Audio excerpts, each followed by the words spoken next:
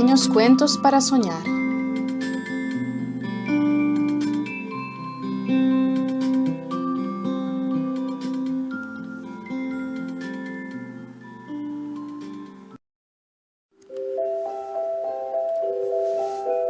Estrellas.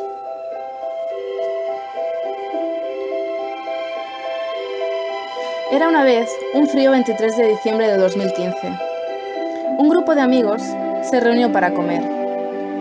Y entre charla y comida y más charla, a Juan Pedro le vino a la cabeza una gran idea. Quería que el 25 de diciembre fuera muy especial para todos. Él, desde siempre, había tenido una gran ilusión y quería ver caer estrellas del cielo, para poder ver su luz, para poder tocarlas. Neus se quedó pensando en el tema. Ella vería la manera de poder conseguirlo. Y llegó el día de Navidad, 25 de diciembre. De nuevo se reunieron los amigos. Neus ya sabía qué ritual debían seguir para conseguir lo que Juan Pedro quería. Tenían que decir varias veces una misma frase. Y era la siguiente: Abracadabra, pata de cabra, quiero una estrella que caiga del cielo. Y así repetirlo hasta 5 veces.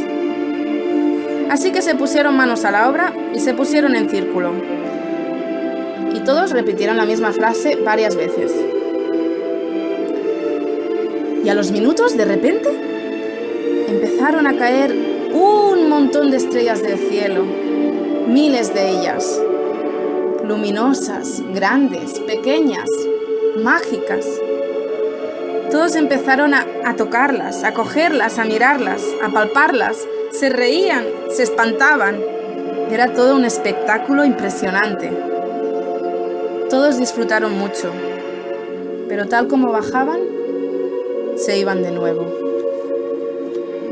Y así pasaron todos su noche de Navidad.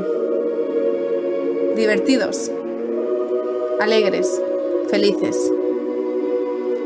Fue la mejor Navidad de sus vidas.